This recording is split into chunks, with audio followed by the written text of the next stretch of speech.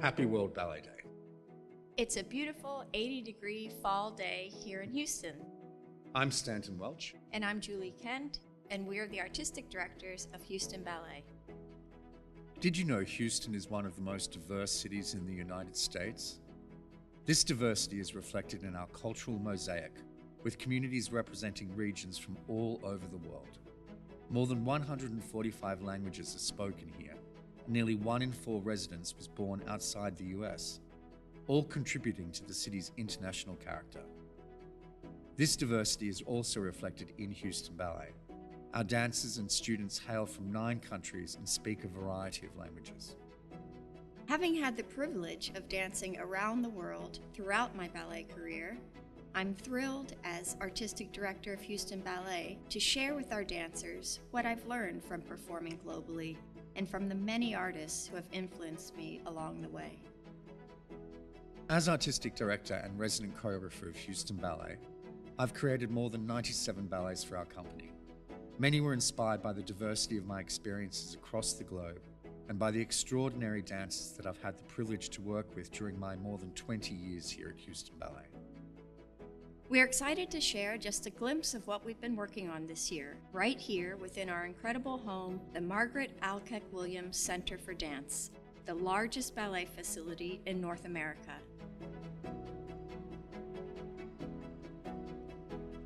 Ciao a tutti e buona giornata mondiale del balletto. Sono Angelo Greco, primo ballerino del Houston Ballet.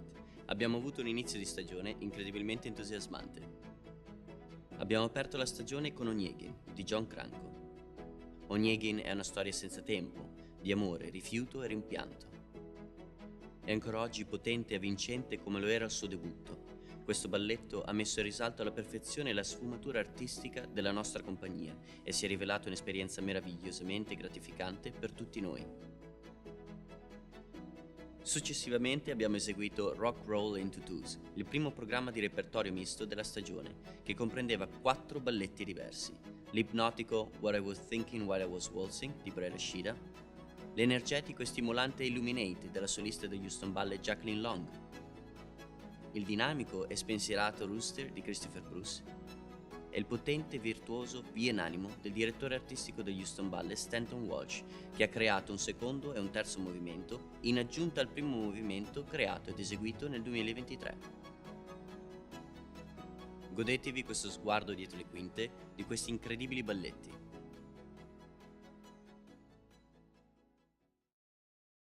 My name is Reed Anderson. I founded Ballet British Columbia in Vancouver. I was the director of the National Ballet of Canada for 7 years, and I was the director of the Stuttgart Ballet for 22 years. And I've been retired now for 7 years, but I never stop working because I go around the world doing ballets like Onegin.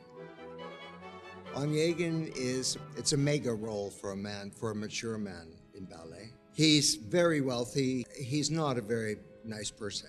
He's everything that you wouldn't want your daughter to marry, except for the money. He meets Tatiana just by chance, and he meets her through a friend of his, Lenski. You see exactly the kind of person he is. Totally charming and totally false.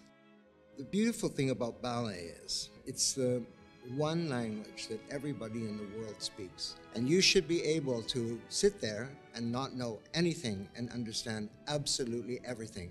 Love, hate, a misunderstanding. The steps all speak to you. Because they have meaning, you build it up until at the end, when the real drama comes, you understand everything, so you know where it came from.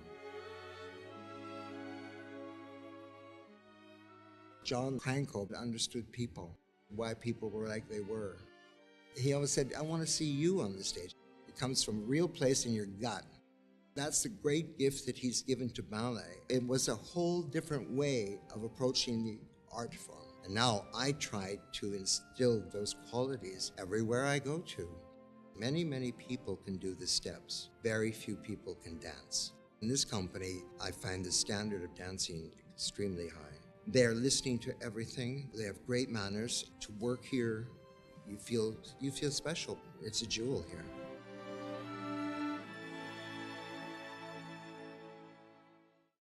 Tatiana is a young country girl. She is shy and naive. She loves to bury herself in books, especially romantic novels, and I think that makes her a very passionate person. She has a younger sister, Olga. Olga is engaged to marry a poet named Lenski, and Lenski has become friends with Onegin. When she meets Onegin, she becomes instantly smitten. She loves fantasy. She loves the idea of something, and I think he's a dashing, handsome man who is charming and suave. She just falls for it, and she decides to write this gushing love letter to him. When he dismisses her love letter, her heart is shattered. There's a reason why Tatiana is such a coveted role. The character of her has such a beautiful arc to it. The girl that you meet at the beginning of the ballet is drastically different to what she becomes at the end. The character development is very intentional and specific. The journey and the path that she goes through, it's beautiful. Like Shakespeare, Krenko is such an important part of history. So holding on to these ballets, bringing them back time and time again, they're masterpieces, and us as artists grow experiencing these ballets, and I think it's important for the audience to see as well. Onegin is very arrogant, cynical, just bored with life. His good friend Lenski, who's the complete opposite of him, decides to invite Onegin to meet his fiancée Olga. He encounters Tatiana, who's Olga's sister, and she falls in love with him immediately and decides to write him a letter. He's just kind of deep within his own thoughts. This girl seems naive, doesn't want any part of it. In the ballet, there's a famous scene where he rips up the letter. I think that's the moment where people realize that he's not a very nice person. Onegin encounters Tatiana many years later, and he realizes what he's done. This is my first time performing the role. I think it's a very difficult character. He's all over the place emotionally. He's a very complex character. John Cranko had an ability to tell a story in ballet in which people can easily understand. It's a really difficult thing to do. I think that was his true talent. I'm returning to Houston Ballet. The people here have always been so warm, and to be working amongst such committed, hard-working peers and perform a ballet like this, it's been fantastic. I think that's been really special for me to come back to.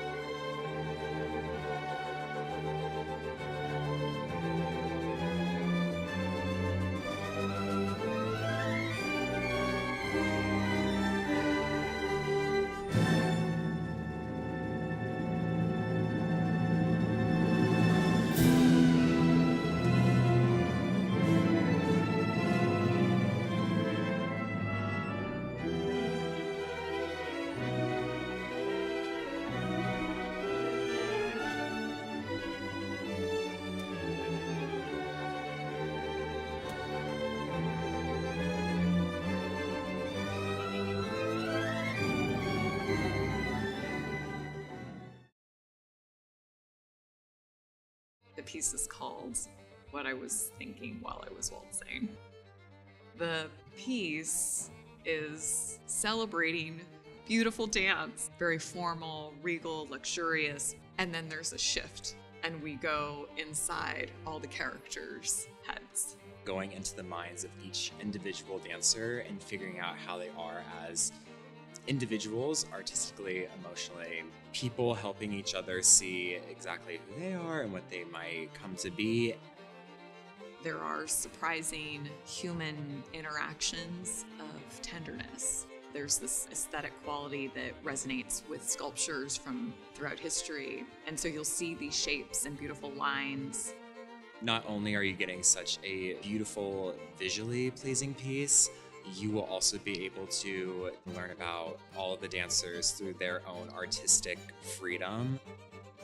Working with Brett, Such a fun and inviting space to be in. Conversation between the choreographer and the dancers to understand each other better was so beneficial to the choreography process. This is my first time ever being an original cast member, having a piece come back as well. So being able to tap into a new side of the choreography, kind of finding those new avenues to try something new, challenge myself, think differently, which has made it such a fun and new experience for me as well.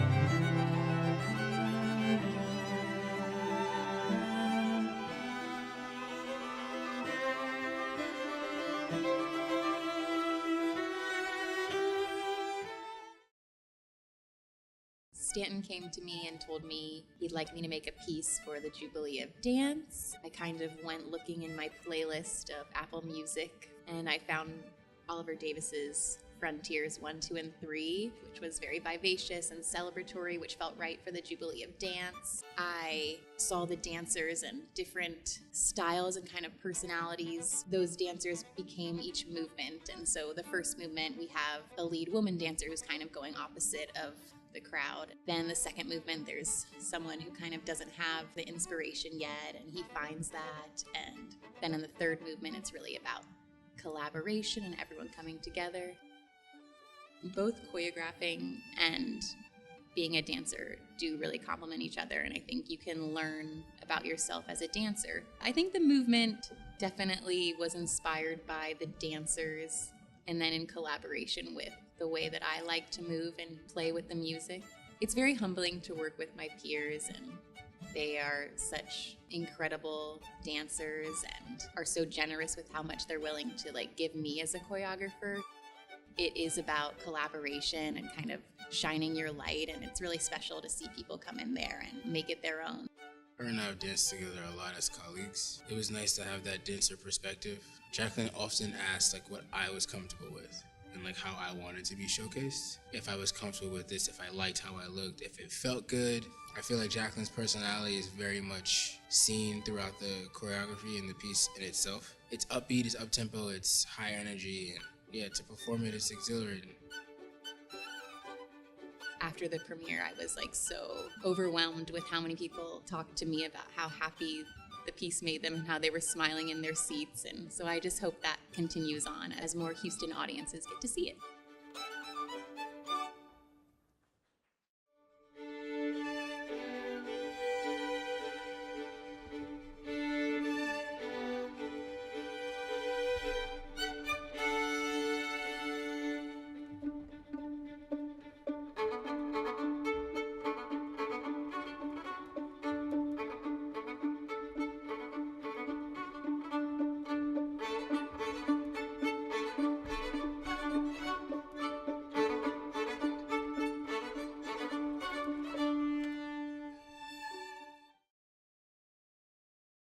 I made a Rooster, I think 1990, was premiered with a company in Geneva. I had this crazy idea while I was listening to, I think it was probably an LP.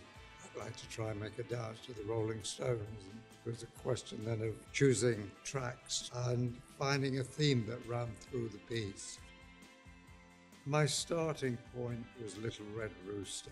That analogy between that man and the cockerel in the farmyard, it was sort of so beautiful. I've always enjoyed that, the preening cockerel. So my men are preening cockerels, and the women, the hens in the farmyard, much brighter than the men. And basically the piece is a battle of the sexes, about the mating game in a sense.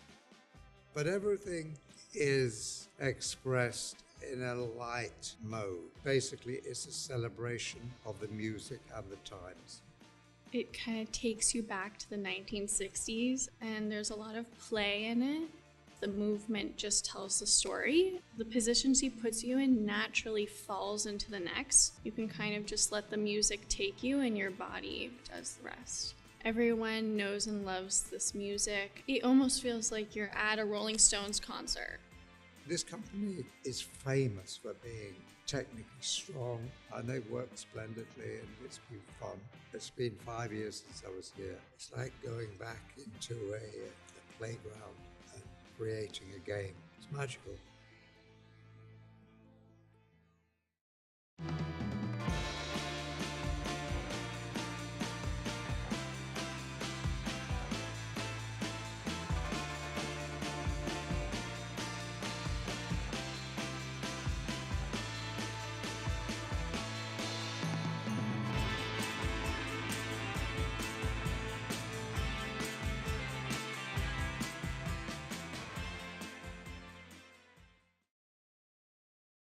Vaganova is a ballet that I created for the Jubilee of Dance in 2023.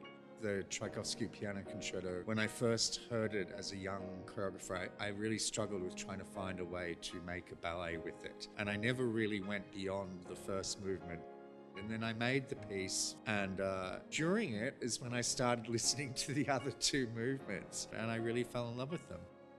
The first movement has a group of soloist people that come and go briefly within this constant dancing of the ensemble. The second movement, like a romantic ballet, long skirts and everything being fluid in a way, sort of like a constantly evolving thing.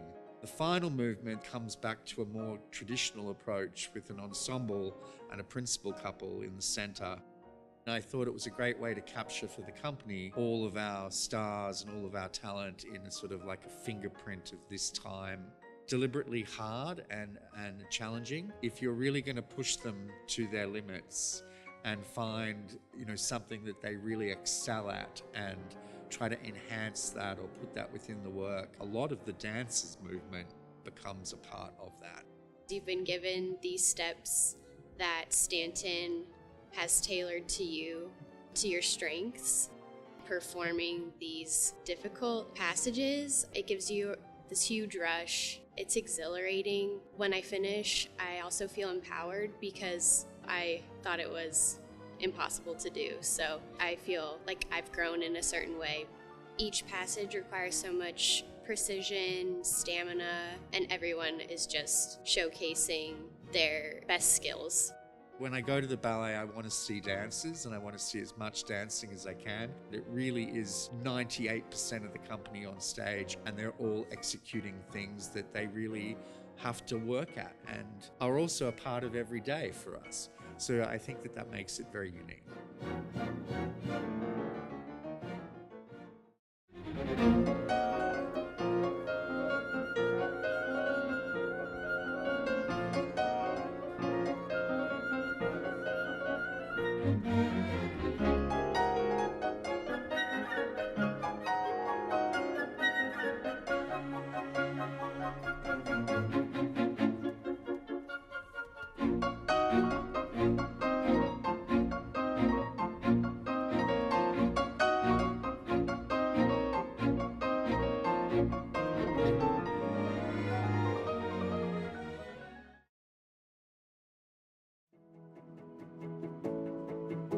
Hola, mi nombre es Karina González y soy la bailarina principal del Houston Ballet.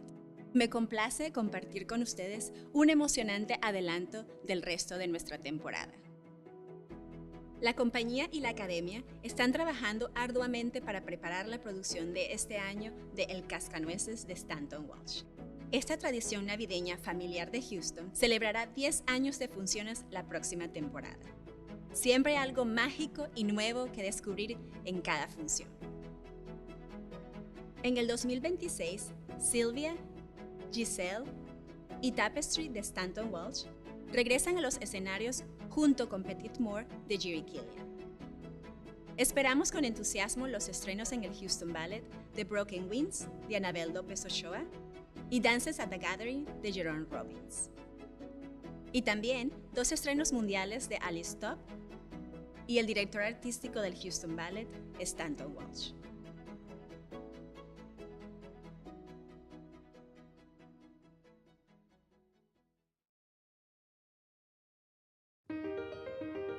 Hi, my name is Jessica Collado, and I'm a principal dancer with Houston Ballet.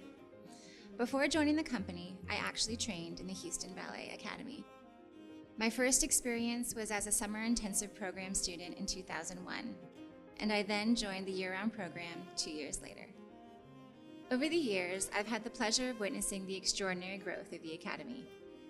Next, our professional level students will share some of what they enjoy most about their training.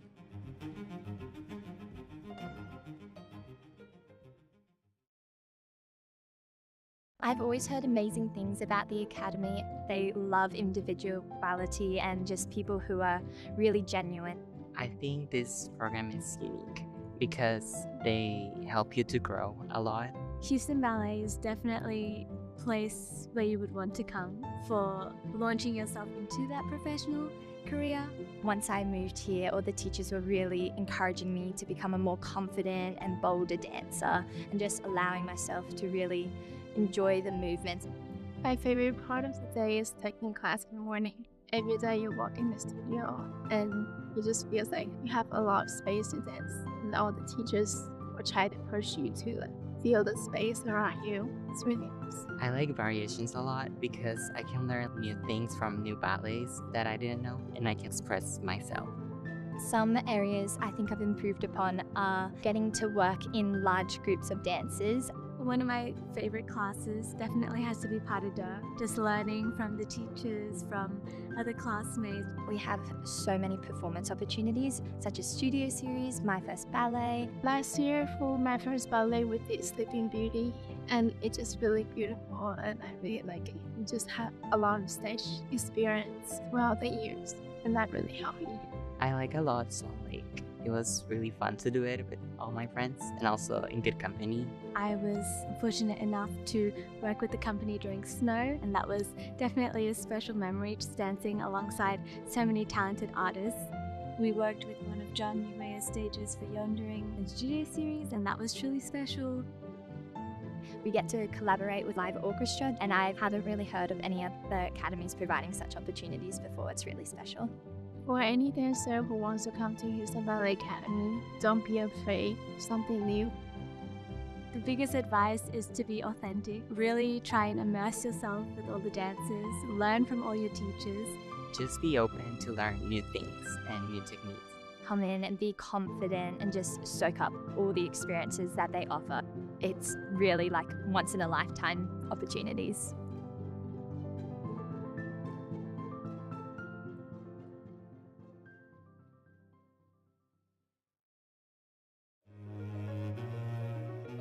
Our Academy offers many programs that promote accessibility and directly benefit our community. Here is a look into some of these programs.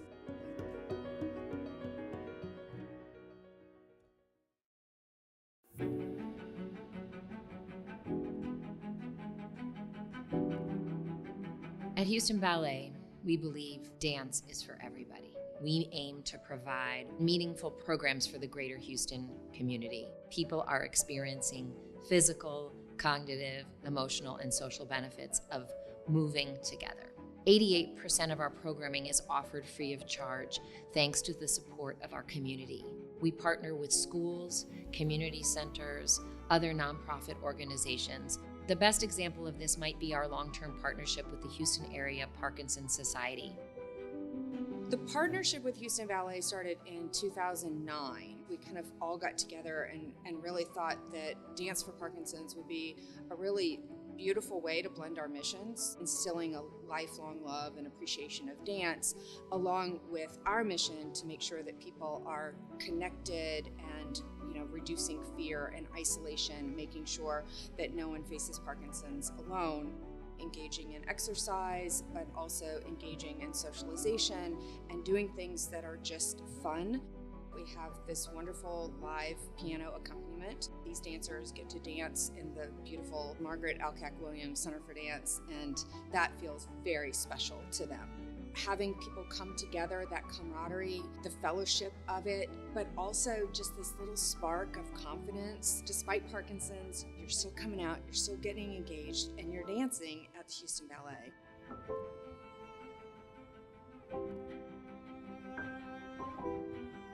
Our second partnership has been with the Down Syndrome Association of Houston. And like the program with HAPS, we offer, since 2012, we've been offering weekly classes for children and adults who have Down syndrome.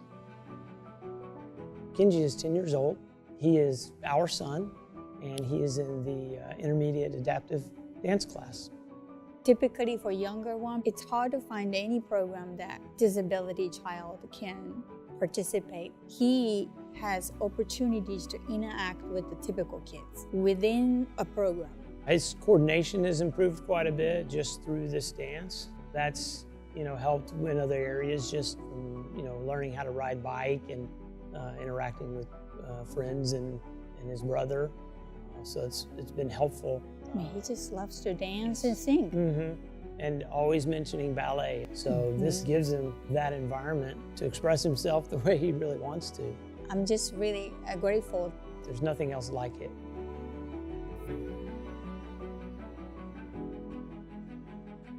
With the appropriate attention to the program, to the group of students, really anything was possible. The next big step for us was creating a performance space that was inclusive. In partnership with our colleagues at the Monarch School, we developed our first sensory-friendly performances in 2015 that happened right here at the Margaret Alcock Williams Center for Dance. We were really able to marry performance educational programming with the need for an inclusive performance space for families that have family members with neurological differences. We made alterations as needed, as we were advised by professionals in the field, reducing certain components of the audio, leaving the house lights on, quiet spaces and activity spaces. We live stream the performance into our lobby if anybody needs to leave the space. It is just absolutely thrilling that we're able to take the next step and take the model that we've started here and move it across the street to the Wortham Theater and offer our very first sensory-friendly production of Stanton Welch's Nutcracker. Our goal isn't to alter the art, it is to make the experience more accessible. Houston Ballet has always lived its values. Dance, and ballet especially, is for everybody. We intend for our doors to be open to all, but we're always asking ourselves, how can we make everybody feel more welcome?